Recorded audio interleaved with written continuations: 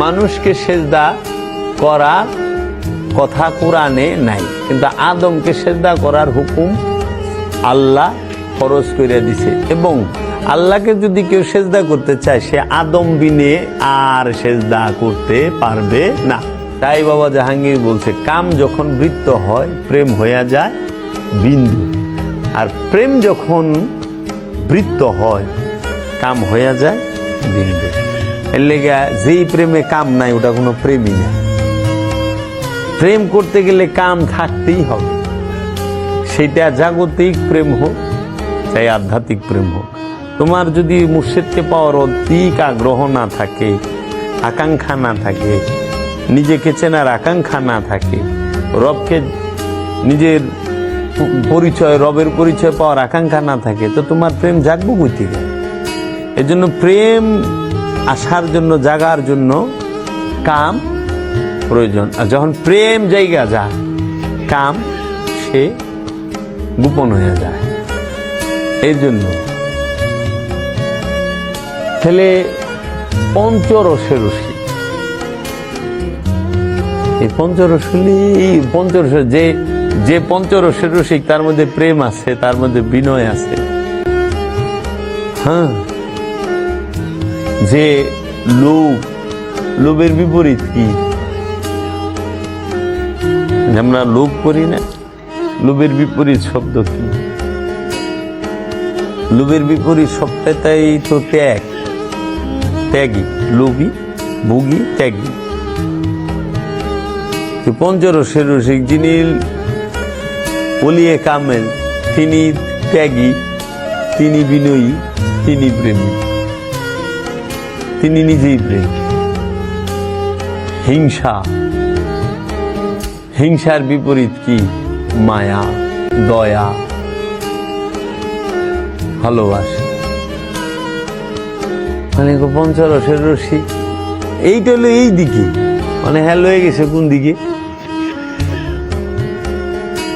না রে বাপ, ওই সাধনা নাই তো, ওই জ্ঞান নাই তো। ওই যে রুহের পাঁচ ভাগ, রুহে হাইওয়ানি, রুহে ইনসানি, রুহে নাবাতি, রুহে জামাতি, রুহে কুদসি। বাস কইবার লইছে, তাফসীর করতেছে, শিল্পীও করতেছে। কারণ হেরো দোষ না, হ্যাঁ হিসে হের বীরের গুরুর কাছ থেকে, এও জানে না।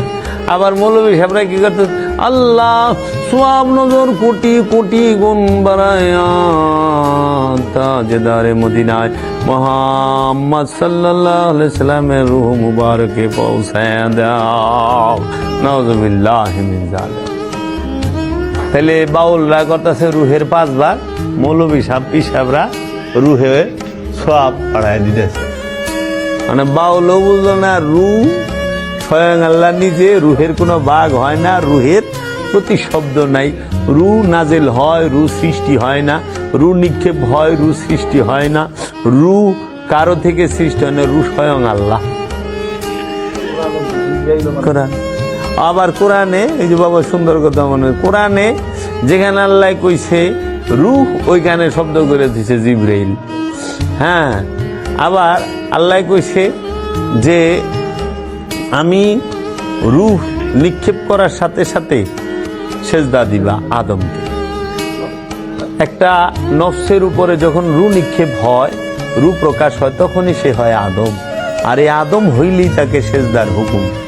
যেই পর্যন্ত রূহ প্রকাশ হয় না, বিকাশ হয় না, হ্যাঁ, রব রূপ ধারণ করে না, ওই মুহূর্ত পর্যন্ত সেজদার হুকুম নাই।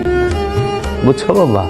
এর জন্য মানুষকে সেজদা করার কথা কোরআনে নাই, কিন্তু আদমকে সেজদা করার হুকুম আল্লাহ ফরজ করে দিছে। এবং আল্লাহকে যদি কেউ সেজদা করতে চায়, সে আদম বিনে আর সেজদা করতে পারবে না।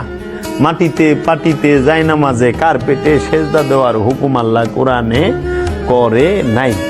আল্লাহ বলছে আদমকে সেজদা করো। কি? দাসত্বের সেজদা, ইবাদতের সেজদা। আদম হইল আল্লাহর কি? নূরের কাবা, নুরি কাবা। আদম হইল আল্লাহর হাকিকি কাবা। আদম হইল আল্লাহর মূল কাবা। আদম হইল আল্লাহর চেহারা। আর মক্কা কাবা শরীফে, সৌদি আরবের মক্কা নগরীতে যে কাবা ঘর, এটা হইল ইট পাথর দিয়া বানানো, এটা হইল নবীর তৈরি। নবী যে ঘর বানাইছে সেইটা মেজাজি কাবা, আর আল্লাহ যে ঘর বানাইছে সেটা হইল হাকিকি কাবা। আল্লাহ যে ঘর বানাইছে ওই ঘরে আল্লাহ থাকে, আর নবী যে ঘরে বানাইছে ওই ঘরে নবীর স্মৃতি, নবীর নিশানি থাকে। হ্যাঁ, এখন কাবা ঘরের ভিতরে আল্লাহ থাকলে সব হাজিরা কাবা ঘরের ভিতরে আল্লাহ দেখতে পাইতো। কাবা ওই সৌদি আরবে মক্কা নগরে কাবা ঘরে আল্লাহ আছে সিফাত রূপে, জাত রূপে না, গুণাবলী রূপে আছে, জাত রূপে না। কারণ ওই কাবা ঘরের মধ্যে একটা দরজা আছে, কাবা ঘরের মধ্যে কতটি সিঁড়িও আছে, আবার দরজাটার একটা তালাও মেরে দিছে। তালা মারছে না? কাবার চাবি কথা তো কোরআনেই আছে, কাবার চাবি খাদেম সাহেবরা কুমড়ে রাখে, তাই না? আল্লাহর ঘর কি তালা দেওয়া যায় রে? কত আল্লাহর ঘরের দরজা আবার স্বর্ণে। তাইলে তুমি যখন মসজিদুল হেরেমকে সেজদা করতেছ, কও আল্লাহকে ছাড়া কাউরে সেজদা করেন যাব না, দেহ আমি তোমাকে দেখাই কতটি সেজদা পায়, কে কে পায়। দেহ কাবা ঘর আল্লাহর সেজদা পাইতেছে, সাথে সিঁড়িও পাইতেছে, ওইখানে স্বর্ণ আছে, দরজা, চৌকার দরজা, তালা দরজা, ওই স্বর্ণেও সেজদা পাইতেছে। ওইখানে কাবার একটা গিলাপ আছে কালো, এই কালো গিলাপটাও মখমলের হোক রেশমির হোক সেও পাইতেছে। আবার ওই গিলাপের মধ্যে যে লা ইলাহা ইল্লাল্লাহু মুহাম্মাদুর রাসূলুল্লাহ কিংবা যে কোরআনের আয়াতগুলো লেখা আছে ওগুলো স্বর্ণে, স্বর্ণ সেজদা পাইতেছে, তাই না বাবা? মাকাম ইব্রাহিম সে সেজদা পাইতেছে। আবার কাবা ঘরের সাথে সেট করে দিছে হাজরে আসওয়াদ, এই হাজরে আসওয়াদ জান্নাতি পাথর, এই পাথরেও সেজদা পাইতেছে, তাই না? আবার ওই হাজরে আসওয়াদের যে বান্দায় রাখছে ওইটা মনে হয় ব্রোঞ্জ, তামা দিয়া না পিতল, এই রূপা দিয়া, একটা কলসির মুখে সুন্দর করে বান্দা না, সিলভার না কি দেওয়া, ওইটাও সেজদা পাইতেছে। ও বাবা, চিন্তা করছো একবার যে তুমি স্বর্ণরে সেজদা করতেছ কোনো ফতুয়া নাই, তুমি কাপড়ের সেজদা করতেছ কোনো ফতুয়া নাই, তুমি ওখানে রূপারে সেজদা করতেছ কোনো ফতুয়া নাই, পাথরকে সেজদা করতেছ কোনো ফতুয়া নাই, নবীর পায়ের চিহ্নরে সেজদা করতেছ কোনো ফতুয়া নাই। খালি একজন পীরের ওলি কামেলের পায়ে সেজদা দিলে ফতুয়ার একটা বট গাছ খাড়া করাই দাও। জি, নামাজের কাতারে আমাকে তো বড় বড় মসজিদ অনেক কিরকম, অনেকদিন ধরে তো যাই আহি না। ও মনে করে যে জুতাটা আগে সিদ্ধা করার লাগে, আমরা ইমুন নামাজি বলছে, আমার নিরিক বর্জক নামাজের সময় জুতার দিকে থাকি, চুরে লয়ে যায় জুতা। আল্লাহর ঘর থেকে তো অন্তরি চুরি খেতাই পারলাম না, শয়তান খেতাম মুখের থেকে চুর খেতাই পারছি।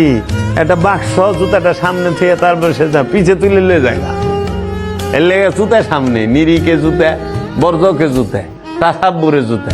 আল্লাহ জুতাটা নিয়ে গেল।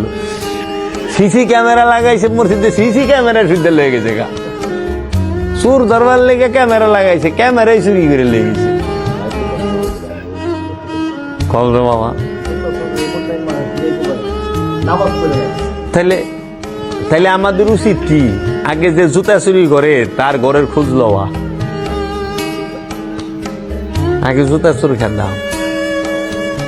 কারণ পায়ের একখান জুতার টেনশন যদি আল্লাহর সেজদার সময় আয়া পড়ে, রুকুর সময় আয়া পড়ে, নামাজের সময়, এটা দুর্ভাগ্যের কথা না? আমি নিজেই মানে আমার মনে হয় শেষ জুমা এরকম কিছু, আমি অ্যাপেক্সের থেকে একটা জুতা কিনছিলাম, বিদেশ থেকে আইছি।